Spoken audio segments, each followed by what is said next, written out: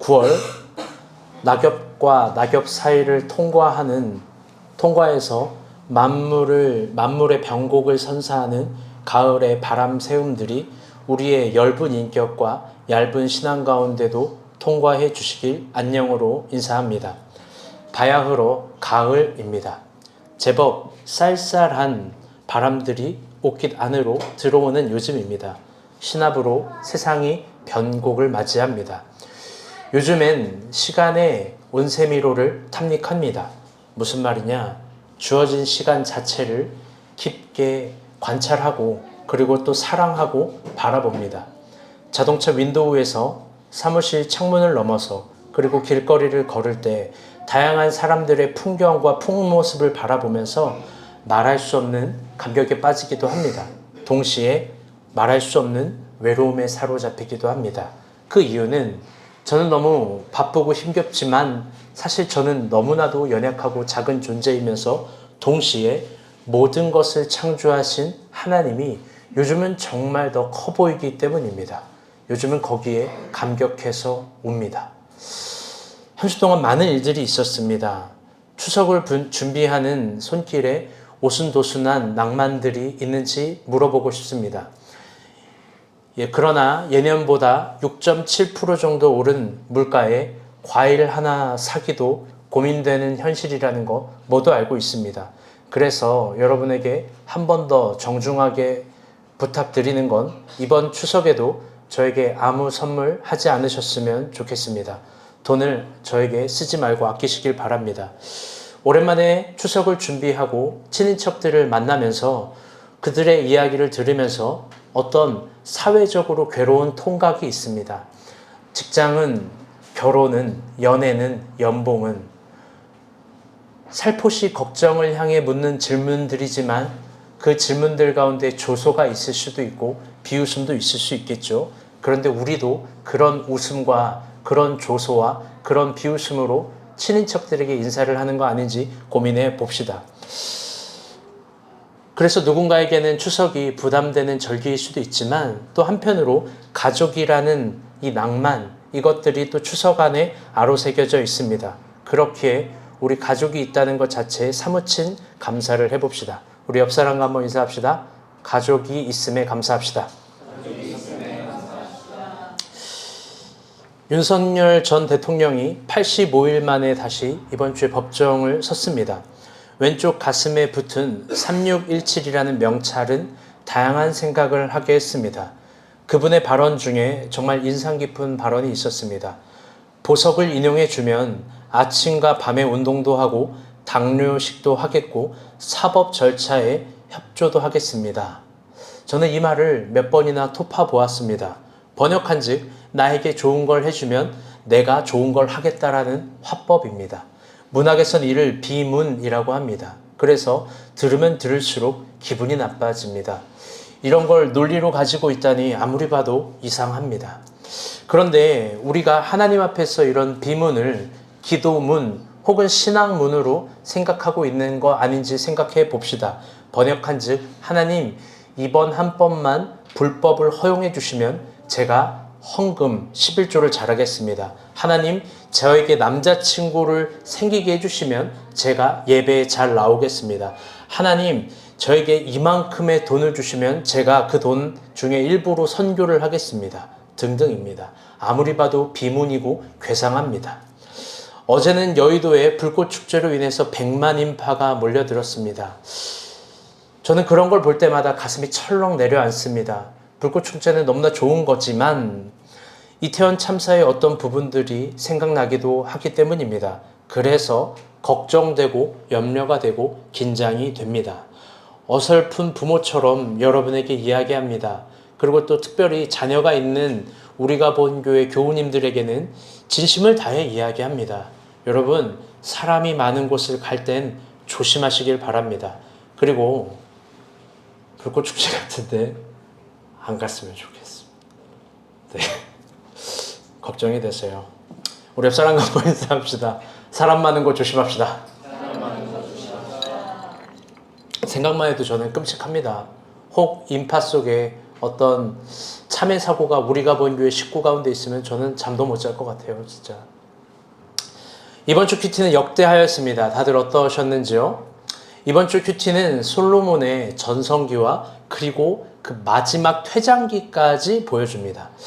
그런데 솔로몬의 전성기와 퇴장기를 보여주는데 어떤 한 구절에 마음이 시리도록 쓰였습니다. 우리 금요일 큐티인데요. 역대하 9장 29절입니다. 읽어보겠습니다. 시작. 이에 솔로몬의 시종은 선지자 나단의 글과 시로 사람 아미의 영과 선지자 이도의 구시에 곧 이도가 그것의 아들 여로보암에 대하여 쓴 책에 기록되지 아니하였느냐. 아멘. 솔로몬의 시종 행적이 그가 죽고 그의 옆에 있는 사람들, 그의 평론가들에게 쓰입니다. 즉 이제부터 이후에 나오는 솔로몬은 존재하는 솔로몬이 아니라 기록된 솔로몬입니다. 여러분, 그 시대의 역사는 솔로몬을 어떻게 기억할까요? 어떻게 평가할까요? 우리는 그 이도의 책들을, 선견자 묵시의 이도의 책들을 본 적이 없어서 알 수 없지만 중요한 힌트가, 평가된 솔로몬의 중요한 힌트가 토요일 큐티에 있습니다. 우리 역대하 10장 3절 그리고 4절입니다. 두 절만 읽어보겠습니다. 시작. 우리가 사람을 보내어 그를 불렀더라. 여호와와 온 이스라엘이 와서 여호와에게 말하였는데 왕의 아버지께서 우리의 멍에를 먹게 하였으나 왕은 이제 왕의 아버지께서 우리에게 시킨 구역과 배움과 우리를 가볍게 하소서. 그리하시면 우리가 왕을 섬기겠나이다. 아멘. 솔로몬이 죽고 그의 아들 르호보암이 온 이스라엘의 통치자로 세움을 받습니다. 그런데 솔로몬이 죽었는데 그 사람들이, 이스라엘 백성들의 대표들이 와서 이야기하는 게 솔로몬을 후대인들이 솔로몬이라고 부르지 않습니다. 왕의 아버지라고 호명합니다. 더 나아가 그가 우리에게 시킨 일은 고역, 멍에, 무거운 짐이라고 평가합니다. 사실 이 평가는 이스라엘 역사에 있어서 굉장히 슬픈 문법을 담고 있는 표현입니다. 그 이유는 고역, 멍에, 무거운 짐은 모두 이집트의 권력자들이 포악한 언어와 힘으로 이스라엘 백성들에게 지웠던 짐이기 때문입니다. 그래서 출애굽이 아니라 동애굽이 되는 것 같이 보이기도 합니다. 그때 하나님은 이스라엘 백성들의 신음을 듣고 출애굽시켰죠. 그런데 동일하게 솔로몬의 통치 평가가 그렇게 이루어지는 겁니다. 당신의 아버지는 입에도 담지 않는 거, 이게 예의가 있는 표현이 아니에요. 다윗을 향해서는 끊임없이 다윗 왕이라고 이야기하는데 당신의 아버지는 우리에게 고역과 멍에와 무거운 짐을 준 사람이다. 여러분, 이 말에 대해서 르호보암은 어떻게 대답할까요? 르호보암은 본문 5절로 대답합니다. 읽어보겠습니다. 시작. 르호보암이 그에게 대답하되 사무엘에게 다시 되려오라. 아멘. 르호보암은 3일이라는 시간을 둡니다. 저 개인적으로 이 3일이라는 시간을 둔 건 정말 현명했다라고 판단을 합니다. 그 이유는 3일 동안 아주 많은 것들을 고민해 볼 수 있기 때문입니다. 아마도 이스라엘 백성과 르호보암의 긴장은 최고조로 이르렀을 겁니다. 하루의 생각이 달랐을 거고요. 다음날 점심의 생각이 달랐을 거고, 저녁의 생각이 달랐을 거고, 마지막 날 점심과 저녁, 새벽의 생각이 분명히 완벽한 형태로 달랐을 겁니다.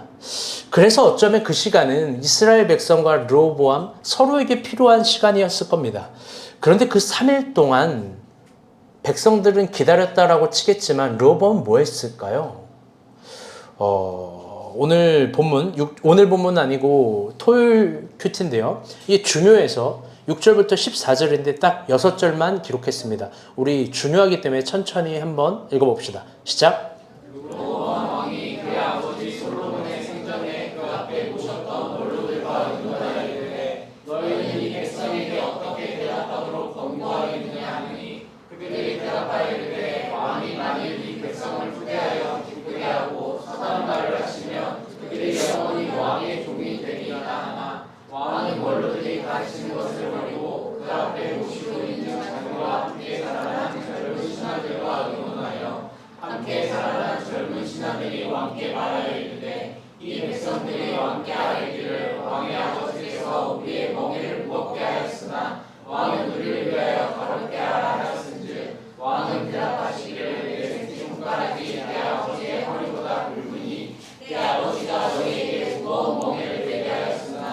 이제 나는 너희의 멍에를 더욱 무겁게 할지라. 내 아버지는 가주 채찍으로 너희를 치셨으나 나는 전갈 채찍으로 하리라 하소서. 왕이 포악한 말로 대답할세 르호보암이 원로들의 가르침을 버리고. 아멘. 여러분이 잘 알고 있는 내용입니다. 르호보암은 3일 동안 두 그룹을 만납니다. 얼핏 보면 르호보암은 두 그룹을 만나면서 정치적 중용을 지키는 것처럼 보일 수 있습니다. 그러나 잘 보면, 또 깊게 연구하면 그의 문법을 아주 서밀하게 연구를 하게 되면 르호보암은 지혜로운 결정을 하기 위해서 두 그룹의 대화를 듣는 중용이 아닙니다. 오히려 자기가 하고 싶은 걸 대신 말해주는 사람을 자기의 의견과 대중의 의견으로 피력하는 겁니다. 즉 리더로서 주체적 판단을 하는 것이 아닙니다. 또 상황을 해석할 수 있는 능력이 아예 없는 겁니다. 첫 번째 그룹은 여러분이 잘 알고 있는 솔로몬의 생전에 함께 국사를 의논했던 원로들입니다. 그들은 백성들의 이야기를 들으라고 합니다. 그런데 여러분 알겠지만 두 번째 그룹의 이야기를 듣습니다. 두 번째 그룹은 왕과 함께 자라난 젊은이들입니다. 그들은 이스라엘 백성들의 이야기를 듣지 말고 더 강력하게 말하라고 합니다. 그래서 내 새끼손가락이 아버지의 허리보다 굵고 나는 더욱더 멍에를 무겁게 하겠고 나는 전갈 채찍으로 너희를 치겠다라고 대답하는 거죠. 그래서 13절이 너무 인상적입니다. 다 같이 한번 읽어보겠습니다. 시작.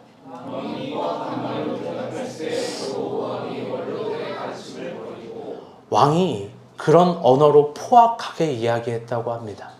리더가 가져야 될 언어가 아닙니다. 모든 권력을 갖고 있는 사람이 포악까지 해서 이렇게 말했다면 그건 리더가 화나고 불쾌했다라고 느끼는 것이 아니라 통제가 못하는 모습이 보여지는 겁니다. 그래서 그 결과가 어땠을까? 16절 한 절 읽어보겠습니다. 이게 그 결과입니다. 시작. 온 이스라엘 왕이 자기들의 말을 듣지 아니함을 보고 왕에게 대답하려되 우리가 다윗과 무슨 관계가 있느냐? 이새의 아들에게서 받을 유산이 없도다. 이스라엘아 각각 너희의 장막으로 돌아가라. 다윗이여 이제 너와 너 집을 돌보라. 온 이스라엘이 그들의 장막으로 돌아가니라. 아멘. 결과는 참담합니다. 저를 봐주세요. 남유다와 북이스라엘이 갈라집니다. 그리고 그게 오늘날까지 이르렀다고 합니다. 사실 이게 참 슬픈 역사입니다. 왜냐? 다윗이 사울 다음으로 이스라엘의 주권자가 됐을 때 그는 처음부터 시온성, 다윗성 만들지도 않고 올라가지도 않습니다. 그가 오히려 헤브론에서 7년을 있었습니다. 제가 예전에 이 부분을 설교할 때 왜 그렇게 했는지를 얘기했습니다. 그건 뭐냐? 당시 사울을 따랐던 베냐민 지파와 북이스라엘의 일부 지파들의 온 마음까지 얻기 위해서 더 높은 자리로 올라가지 않고 위협적인 존재가 되지 않고 하부 구조에서 기다렸던 다윗의 모습이었습니다. 그리고 그들은 다윗의 낮아짐으로 말미암아 이스라엘 백성들은 하나가 됐고 또 다윗은 그 하나가 되기 하기 위해서 부단히 노력했던 거죠. 그런데 지금 르호보암의 저 한마디 때문에 남유다와 북이스라엘이 갈라집니다. 그리고 오늘날까지 이르죠. 그리고 진짜 충격적인 건 오늘 본문 1절입니다. 이게 진짜 충격적이에요. 읽어볼게요. 시작.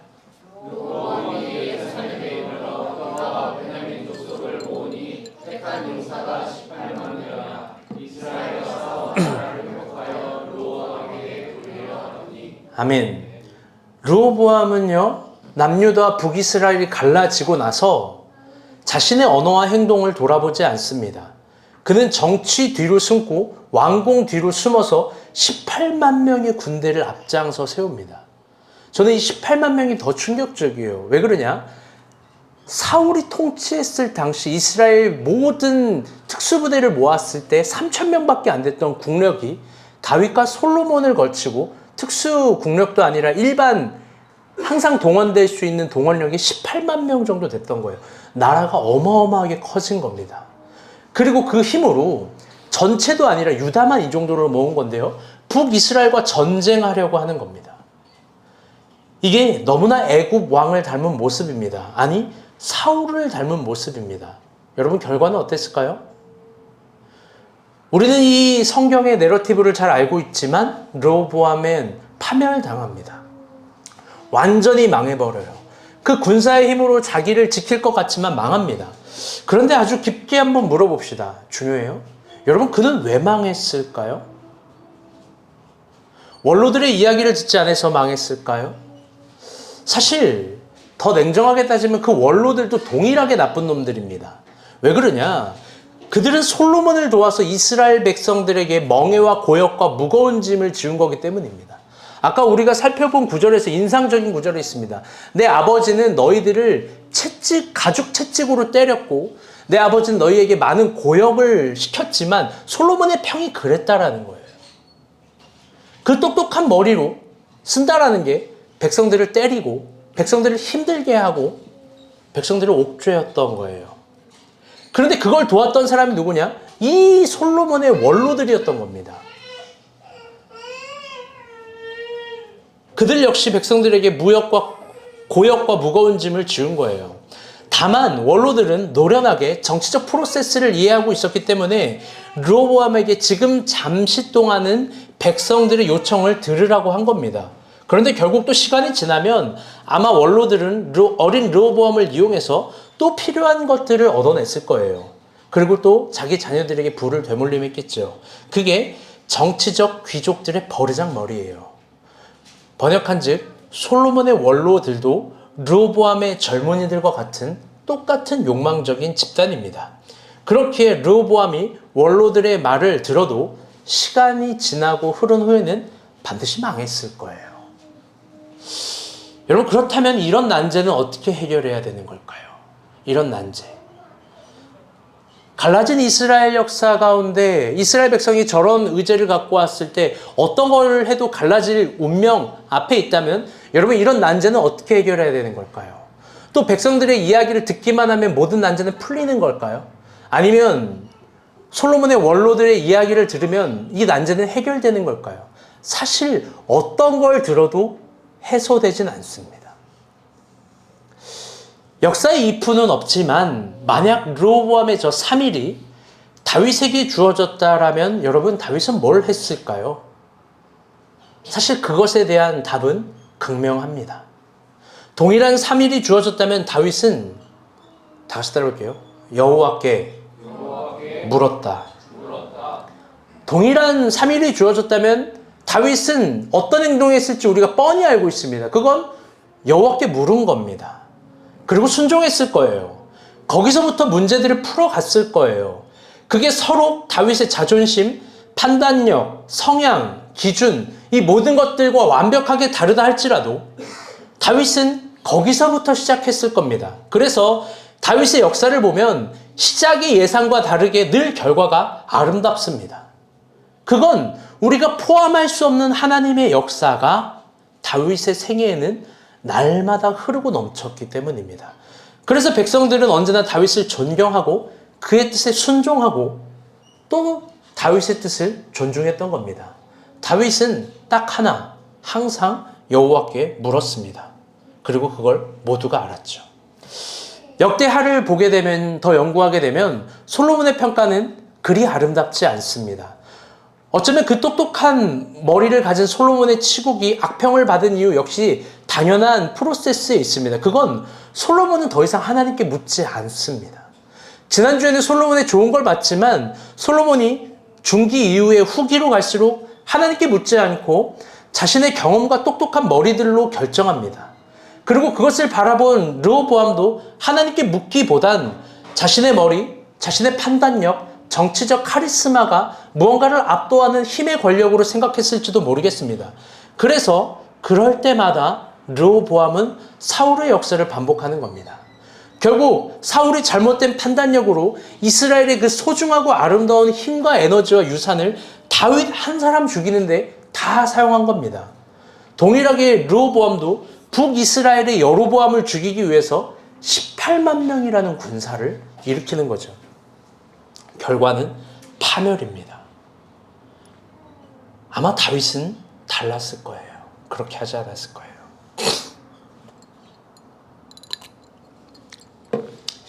제가 신학교 4학년 때 제 패기가 충천했을 때 저희 학교에 세계적인 신학자 위르겐 몰트만이라는 사람이 와서 강연을 했습니다. 위르겐 몰트만이라는 제자가 우리 학교 총장이었습니다. 의형제는 아실 수도 있어요. 여러분은 위르겐인지 뭐 위장약인지 뭔지 뭐 생각도 안 하겠지만 정말 세계적인 석학이에요. 위르겐 몰트만이 어떤 발언을 하면 아 그렇구나 그냥 인정해야 되는 어떤 그런 추세의 사람인 겁니다. 그런데 그가 와서 서울신대 체풀에 와서 구원론에 대해서 강의를 했습니다. 그런데 이런 말을 했어요. 독일어예요. Ist die Hillist wie klinihi eine. 이게 무슨 말이냐면요. 과연 구원론은 하나인가? 라는 거예요. 이게 몰트만이 한 말이에요. 과연 구원론은 하나인가? 여러분이 볼 때 이 질문 어떤가요? 하나님을 믿는 우리들에게 이 질문은 굉장히 불온하고 믿음도 하나 없는 질문입니다. 그렇지 않나요? 어떻게 구원론이 둘일 수 있겠습니까? 그래서 저는 용기를 가지고 2,000명이 모인 학생들 앞에서 패기가 충천할 때 손을 들어서 질문했어요. 그리고 구원론이 하나인 이유에 대해서 매우 전투적으로 논설했고 피력했습니다. 또 당시에 저의 논점은 불교와 이슬람교, 힌두교들도 하나의 구원론을 갖지 못하는데 기독교가 추구하는 구원론이야말로 하나 되고 일치된 텍스트의 구원론이 정확하다라고 설파를 했어요. 엄청나게 많이 논설했고 피력했습니다. 그런데 그때 몰트만 교수님이 천천히 다 듣더니 아주 어린아이와 같은 웃음으로 이런 말씀을 하시더라고요.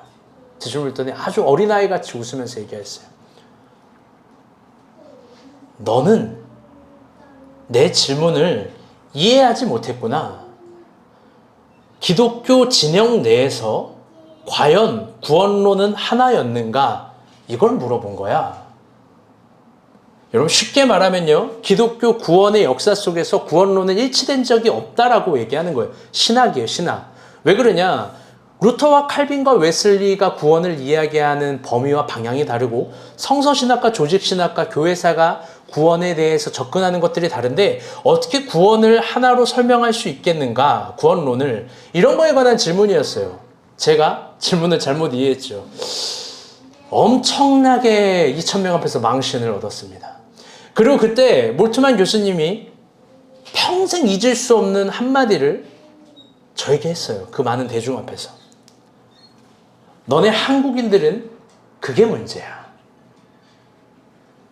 용기가 있다는 건 인정해. 그런데 너네 한국인들은 그게 문제야. 아는 척. 모르면서도 아는 척. 질문을 이해하지 못하면서도 이해한 척. 끝까지 듣지도 않고 이미 다 이해했다라고 하는 척. 한국 유학생들 오면 다 똑같아. 아는 척. PPT 띄워주세요. 제가 썼어요. 다 같이 한번 읽어볼게요. 시작.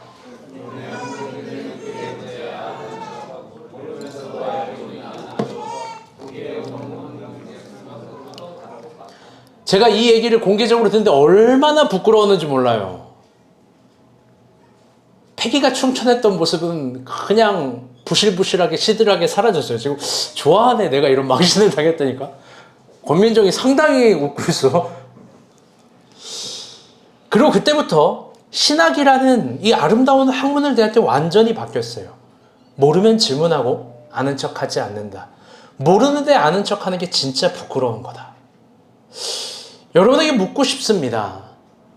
신앙의 언어로 묻고 싶습니다. 여러분은 하나님 뜻을 정말 알고 있나요?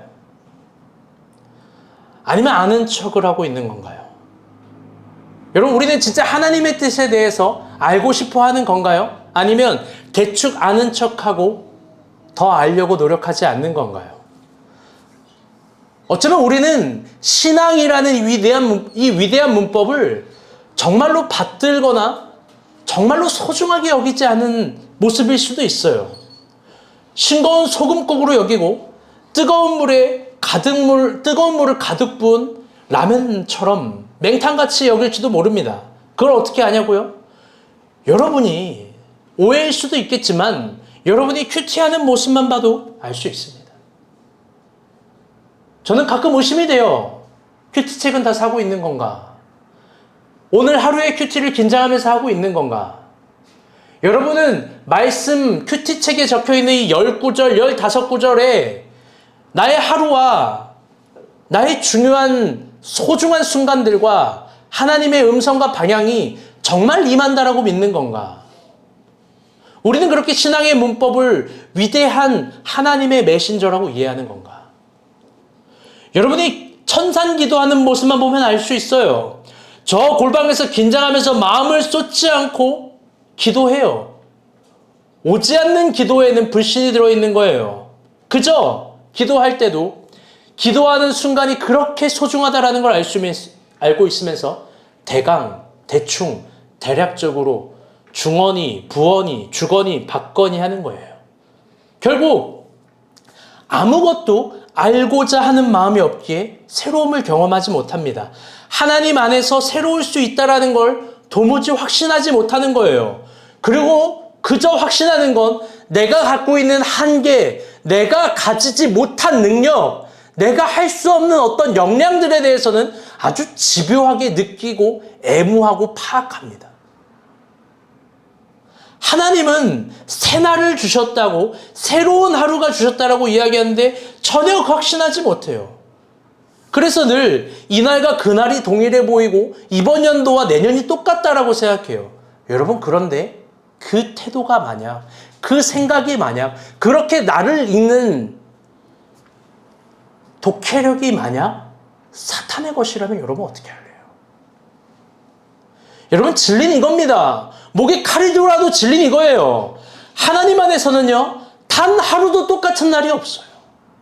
단 한 시간도 똑같은 게 없어요. 여러분, 동물은 이렇게 분류해요. 돼지들, 소들, 닭들, 비둘기들. 그런데 우리는 하나님이 그렇게 말하지 않아요. 윤희, 선화, 학렬, 민정, 이름으로 불러요. 여러분, 우리도 다 그렇게 대명사로서 부를 수 있지 않겠습니까?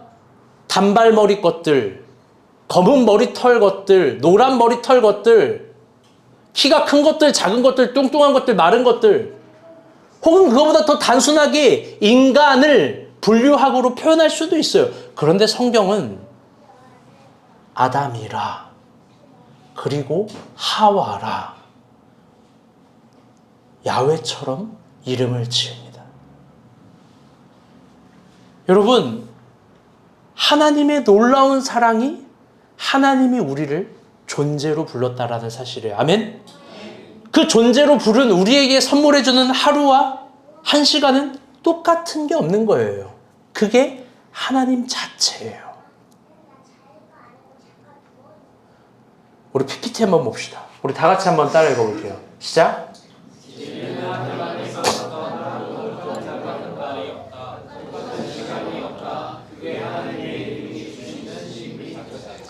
출애굽기 3장 14절 봅시다. 시작.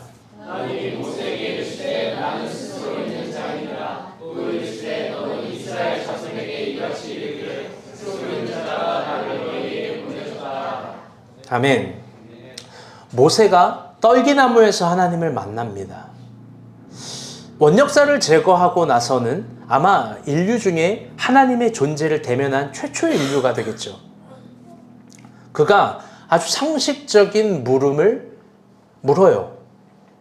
하나님, 당신의 이름이 뭡니까? 당신이 누굽니까? 그런데 하나님이 대답을 아리송하게 해요. 나는 스스로 있는 자다. 이 영어로는 다 알고 있는 구문이에요. I am who I am, 혹은 I am who am I. 이걸 우리는 나는 나야로 해석하고 이걸 하나님의 절대성으로 생각해요. 물론 그렇게도 볼 수 있겠죠. 무리 없을 거예요. 그런데 히브리 문법으로는 정말 달라요. 히브리 문법으로 이건 너무나 아름다워요. 히브리어로는요, 이게 예흐예, 아쉐르 예흐예예요. 근데 이 예흐예라는 게 뭐냐면, 뭐 야훼가 될 수도 있지만 이게 하야 동사인데요. 하야 동사가 1인칭 미완료로 표현된 저 문법은 하야는 시간이라는 것을 뜻하는 거거든요. 즉 완료되지 않는 시간을 1인칭 나로 이야기하는 거예요. 그럼 무슨 말이냐? 하나님은 지금 자기를 완료되지 않는 시간은 존재하는 시간이에요. 시간의 그 존재 자체로 설명하는 거예요. 나는 나야가 아니라 나는 시간 그 자체야. 여러분, 근데 한번 물어봅시다. 그럼 시간 자체를 대면하는 모세는 지금 이 시간을 어떻게 서술할 수 있어요? 어떻게 설명할 수 있어요? 지금 광야 떨기나무에서 야훼라는 존재를 만난 이 시간을 어떻게 서술할 수 있어요? 이걸 설명 못하는 거예요. 즉 하나님이 자기 자신을요, 잘 들어봐요, 스스로 있는 존재라고 대답할 땐 인간의 수로로 규정되거나 인간의 서술어로 설명되기를 거부하는 하나님의 존재 선언이에요. 번역한즉 하나님의 존재는 인간의 언어로 규정하거나 설명될 수 없는 이미와 아직 사이예요. 하나님은 설명할 수 없어요. 여러분, 그렇게 단도직입적으로 말합니다. 사랑하는 여러분, 하나님의 뜻에 대해서 우리가 감히 인간의 수로로 아는 척하면 안 됩니다. 하나님의 세계에 대해서 감히 인간의 서술어로 설명하거나 규정하려고 하면 안 됩니다. 더 나아가 지금 내가 당하고 있는 고난과 어려움의 시간마저 내가 하나님을 믿는다면 나의 수로로서 완벽하게 해석하려 하지도 않아야 됩니다. 지금 안 보인다고 망했다라고 말하면 안 됩니다. 지금 결과가 없다고 끝났다라고 여러분 말하면 안 됩니다. 늘 자주 강조하지만 여기까지라고 단정하지 마세요. 더 나아가 이 정도면 됐지라고 충분하지라고 이야기하지 마세요. 하나님 안에서는 언제나 이미와 아직 사이예요. 그걸 믿는다면 긴장하는 마음으로 큐티하고 열렬한 마음으로 천산기도하고 마음을 다해서 예배하는 거예요. 진심으로 간곡하게 이야기합니다. 메시지가 이래요. 기도를 해야 되나 봐요. 여러분, 천산기도 하세요. 아멘. 우리 옆 사람과 인사합시다. 천산기도 합시다.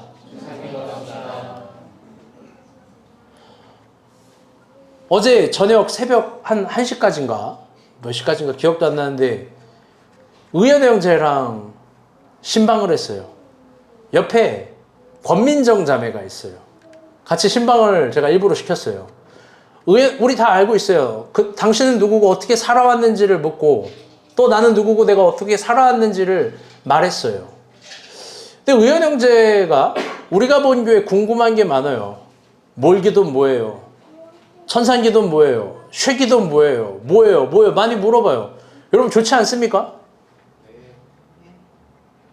내가 대답해 줬으니 책임이 따르는 거예요. 이제 천산기도 시간을 정해서 오시면 됩니다. 권민정 자매가 시간을 어떻게 캘린더에 써야 되는지 알려주고 기도하는 형제님 되시기 바랍니다. 아멘? 아멘? 네. 사실 좀 매우 충격적인 얘기를 들었어요. 너무 반가웠어요. 무슨 얘기를 하냐? 자기가 새신자인데 우리가 본 교회는 새신자에 대한 관심이 없는 것 같아요. 새신자를 방치한대요. 야, 패기 있는 질문이었어요. 아니, 내가 그래 얘기했어요. 관심을 안 갖는 게 아니라, 없는 게 아니라 관심을 지금 목사님이 통제했다. 이제 지금이 가장 행복한 시간이다. 이 시간 잘 누리시길 바랍니다. 사랑하는 여러분, 제 진심으로 사랑해서 얘기하는 거예요. 여러분, 기도하면 가장 최악의 순간에서도 하나님의 뜻이 선명하게 보입니다. 아멘? 기도하면요, 기도하면서 하나님의 뜻을 따라가면 없는 길에서도 있는 길이 보입니다. 여러분, 그게 하갈의 역사 아니에요? 나는 마실 물이 없어서 죽겠습니다라고 하니까 하나님이 눈을 떠주니까 여기 우물이 있었네. 여러분, 내가 뭘 제대로 본다라고 생각하지 마세요. 내가 볼 수 있는 시선도 있지만 더 제대로 보려면 하나님이 주시는 시선도 있는 거예요. 하나님을 따라가면 가장 최악의 결정에서도 하나님이 보이신 길은 만개에서 보이고요. 이미 패배된 결정들 속에서도 하나님이 또 살 길을 활짝 펴서 보이십니다. 설호, 완벽하게 이겨낼 수 없는 어떤 벽, 이거는 이길 수 없는 벽이 있을지라도 하나님의 뜻은 담쟁이 꽃처럼 그 결과라는 벽을 넘고 패배라는 담을 넘어서 봄을 역사하는 새로운 선구처럼 우리에게 또 꽃피게 합니다. 여러분, 그게 하나님 안에 있는 임의와 아직이에요. 제발 우리의 지능과 수준으로 하나님을 보면 안 돼요.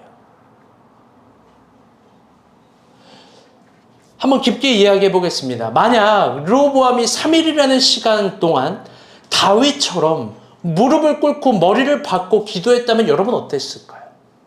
만약 르호보암이 하나님의 뜻을 따라갔다면 여러분 어땠을까요? 과연 이게 답이 없다라고 생각해서 군사 18만 명을 일으키고 동족 상잔을 했던 걸까요? 아니요. 하나님의 뜻은 그 가운데서 답이 있습니다. 4절이에요. 시작.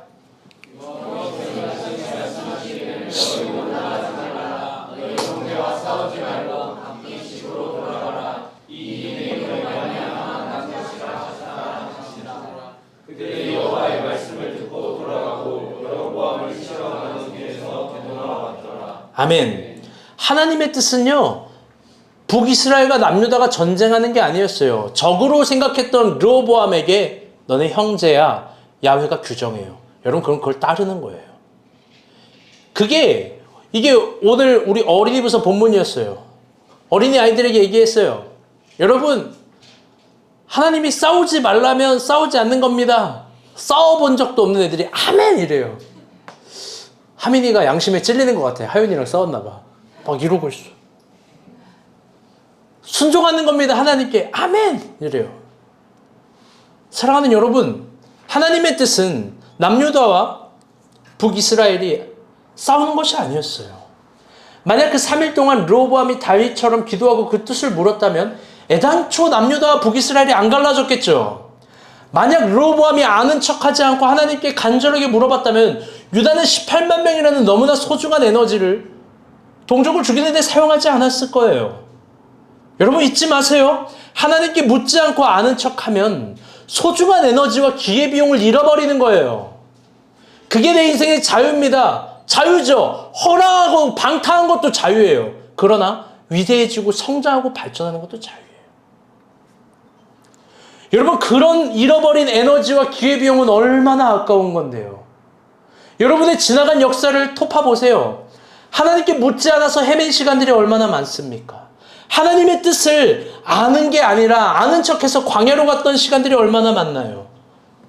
만약 그때 아는 척하지 않고 스스로 결정해버리지 않고 하나님께 진실되게 물었다면, 만약 우리의 모든 헤매고 광야 같은 시간들 속에서 내가 스스로 아는 척하지 않고 스스로 결정하지 않고 진실되게 야훼께 묻고 거기서부터 순종하며 시작했다면 여러분 너무나 많은 것들을 아낄 수 있지 않겠습니까? 물론 하나님은 우리에게 광야도 주시고 고난도 주시고 우리가 이해할 수 없는 시간도 주시지만 거기서부터 기인된 게 아니라면 여러분 그거 아까운 거예요. 그 소중한 에너지와 감정과 건강과 힘들은 무엇으로 환산할 수 있을까요? 그거 진짜 아까운 거예요. 여러분 이제 중요한 거 하나 볼 거예요. 그럼 하나님 뜻을 묻지 않은 르호보암이 에너지와 기회비용을 어디다 썼는지 봅시다. 18절부터 22절, 23절입니다. 시작.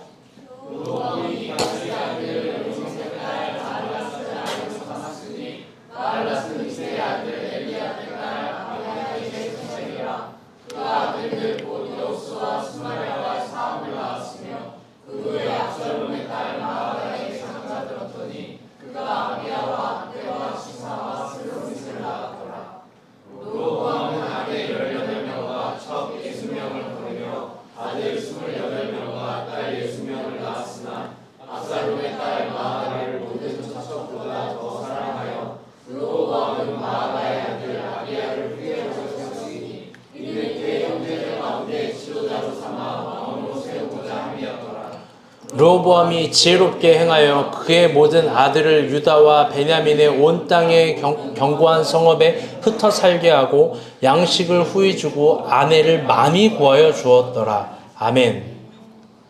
여러분 잘 들어봐요. 르호보암이 남유다와 북이스라엘을 다 갈라놓고 한 게 뭐냐면 여러 명의 여자와 결혼하고 첩을 두고 자녀를 많이 두었대요. 이게 그가 왕으로서 쓴 기회비용과 에너지예요. 21절 다시 보잖아요. 굉장히 추악합니다. 아내 18명, 첩 62명, 아들 28명, 딸 60명. 남자들 어때요? 부러워요? 여러분 23절은 환장할 노릇이에요. 23절 한번 읽어볼게요. 시작.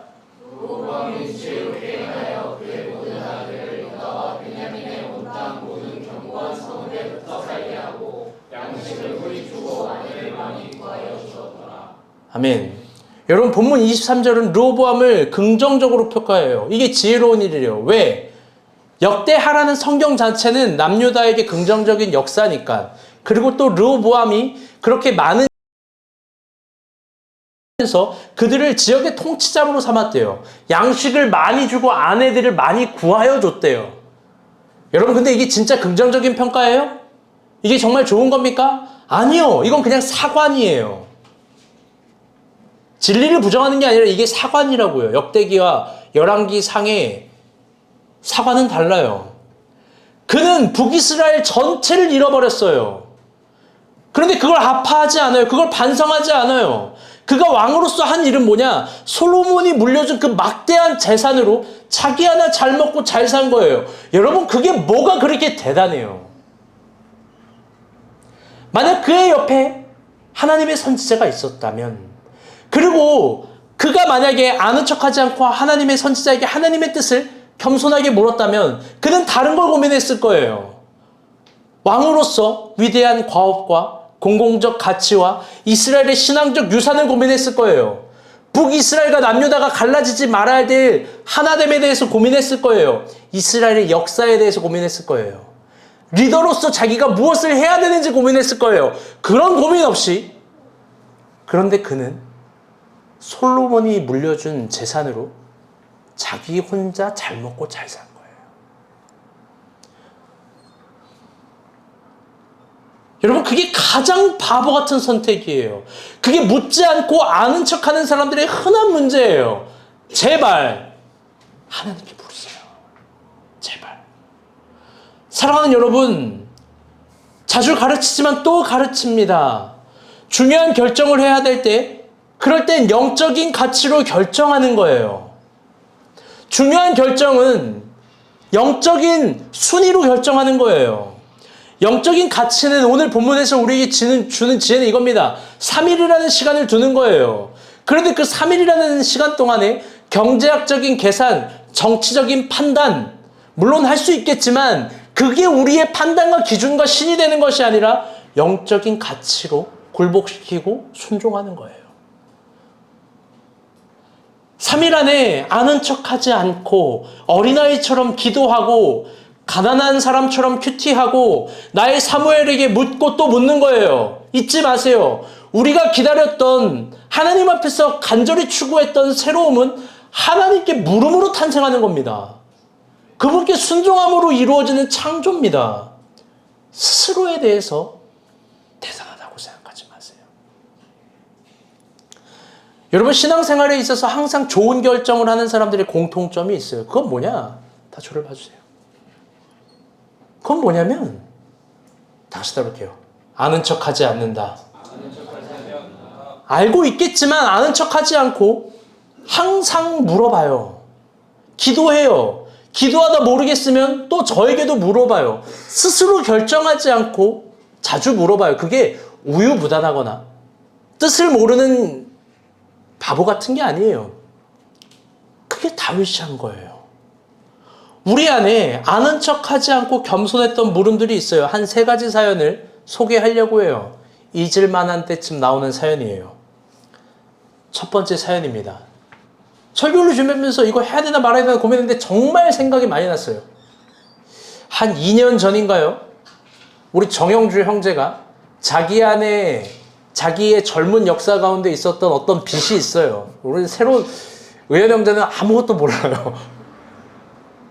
빚이 있었고 그 빚을 다 갚고 여기 딱 와가지고 뭘 했냐? 목사님, 오늘은 제가 식사 사겠습니다. 하고 저에게 떡볶이를 사줬어요. 여러분 그 떡볶이 얼마나 눈물 나겠어요. 너무 맛있고 너무 감격했습니다. 그리고 떡볶이만 먹고 가면 좋은데 할 말이 있대요. 뭐냐? 목사님, 해외 주식이 너무 하고 싶어요.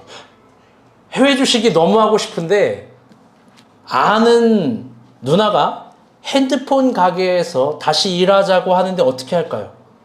여러분, 형주 형제는 핸드폰 업에 대해서 아픔이 있어요. 그리고 항상 무슨 일을 하든 사장으로 살았어요. 여러분, 그가 자기 길을 몰라서 저에게 물어봤을까요? 아는 척 엄청 할 수 있거든요. 지금도 아는 척 엄청 해요.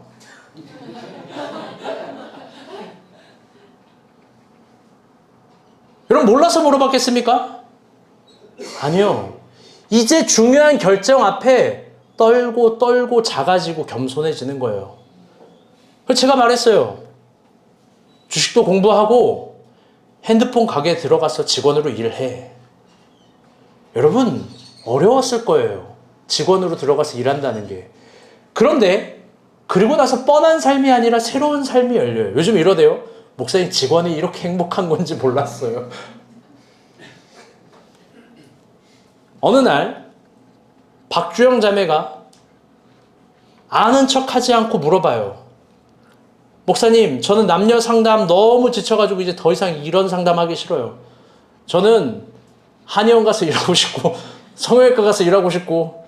자기 외모가 뭐 대단한, 너 외모를 보면 성형외과 사람들이 계약을 할까? 확신하네. 막 그렇게 일을 하겠다라고 얘기를 했어요. 그래서 제가 이런 얘기를 했어요. 남녀 상담 지쳤지? 그런데 크리스천 남녀를 전문으로 상담하는 일을 해보고 이쪽으로 인플루언서로 가보자. 여러분, 그녀는 이 일을 좋아했을까요? 여러분, 몰라서 그래요. 진짜 싫어했어요. 그 일이 싫다라고 한 5개월, 6개월째 이야기했다고요. 그 정도 되면 제가 야, 그래, 그거 하지 마, 이렇게 얘기해야 돼요. 그런데 하라고 이야기를 했어요. 그리고 나서 뻔한 삶이 아니라 새로운 삶이 열려요. 여러분, 이번 주엔 저도 한 번도 강의를 못 해본 총신대 가서 강의를 했대요. 박수. 여러분, 이제 강사예요. 난 이게 웃겨요. 야, 저놈이 뭘 한다고 가르칠까? 여러분, 요즘요, 세 번째 마지막 사연이에요. 박찬윤 형제가 조금 잘 되고 있어요. 요즘 그가 아는 척하지 않고 큰 결정 있을 때마다 저에게 물어봐요. 지난주엔 자기가 자기 한계를 넘어서 두 번째 일, 동시에 하는 두 번째 일, 세 번째 일을 하려고 하는데 그 시간 방향까지 물어보더라고요. 어느 정도 잘 되고 있어요. 그리고 이번 주엔 자동차도 샀대요. 그래서 자동차 계약서를 이렇게 갖고 왔어요. 하나님 앞에 보입니다. 그런데 약간 허세스러워요. 뭐를 샀냐? BMW를 샀어요. 왜 샀냐고 물어보니까 목사님 따라 샀대요. 말은 아주 주기도문이에요. 그럼 나를 따라서 그래요. 그런데 여러분, 이게 좋은 거예요. 좋은 거예요. 찬윤 형제 진지하게 이야기해봅니다. 이제 동생들에게 밥 진짜 많이 사야 돼요. 저거를 탔다라는 건 밥 사야 된다라는 소리예요. 진지하게 이야기합니다. 들어보세요. 지금 찬윤 형제가 잘 되고 있는 게 혼자만의 실력으로 된 걸까? 전혀 그렇지 않을 거예요. 사실 찬윤 형제가 지금 조금 잘 되고 있는 게 우리가 본 교회 온 기도들 아니었겠습니까? 라이를 나갔을 때 우리가 본 교회가 향했던 엄청난 기도들 아니었겠습니까? 여러분, 그 기도에 대한 열매입니다. 찬윤 형제는 그걸 잊으면 안 되는 거예요. 어쩌면 진짜 아이백 100대를 살지 모르겠어요. 기대해 봅니다. 자동차 다시 한번 축하드려요. 박수. 이제 뭐 막 태워달라고 하세요. 현미 뭐 가평까지 한번 태워달라고 하세요.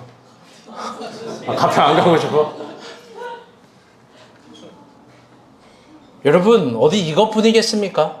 우리 안에 이런 종류의 수많은 겸손한 물음들과 아름다운 결과들이 있어요. 사실 정말 많아요. 정말 많다고요. 우리가 예상하지 못한 뻔하지 않은 결과들이, 뻔하지 않은 하나님의 도우심과 역사하심들이 있습니다. 그런데 너무나 슬픈 건, 저도 이런 설교가 너무 유치해서 하기 싫은데, 이런 설교가 오늘 처음 오신 분도 있어서 굉장히 오해가 될 것 같은데, 그럼에도 불구하고 해보는 건 너무 슬퍼서 스스로 무언가를 결정했던 사람들은 다 교회를 떠났어요. 그렇게 하지 말라고 이야기했는데 스스로 결정했던 이들은 교회를 떠났어요. 잘 먹고 잘 사는지 모르겠어요. 잘 먹고 잘 살았으면 좋겠어요. 당시에는 그렇게 잘 먹고 잘 살려고 저에게를 귀찮게 하더니 스스로 결정할 땐 떠나요. 물론 여러분 오해하지 마세요. 저에게 모든 걸 물어볼 필요가 없어요. 저는 그렇게 똑똑한 사람이 아니에요. 저는 정말로 물어볼 때마다 부담스러워요. 저에게 물어보라는 소리가 아니라 하나님 앞에 모든 걸 아는 척하지 말고 어린아이처럼 물어보라는 거예요. 특별히 중요한 결정이 있을 때 영적인 가치를 따라 물어보라는 거예요. 그게 내가 연약하다라는 게 아니라 내가 가장 인도함을 받고 가장 결정적인 일이라는 거예요. 스스로 하는 결정은 뭔지 알아요? 선악과 다 따먹고 우상 숭배나 하고 금송아지나 세웠던 여로보암의 죄밖에 없는 거예요. 사랑하는 여러분, 하나님이 우리 가운데 교회라는 기능, 공동체라는 순기능, 목회자와 영적인 질서라는 위대한 기능들을 주셨습니다. 여러분, 하나님을 신뢰하시길 바랍니다. 아멘? 아는 척하지 않고 물어볼 때 나의 소중한 감정과 기회와 에너지, 이게 지켜질 겁니다. 허상에 낭비하지 않는 우리가 되었으면 좋겠습니다. 누구다 아는 말을 끝으로 해봅니다. 여러분, 모르는 게 부끄러운 게 아니라 모르는 걸 아는 척하는 게 부끄러운 겁니다.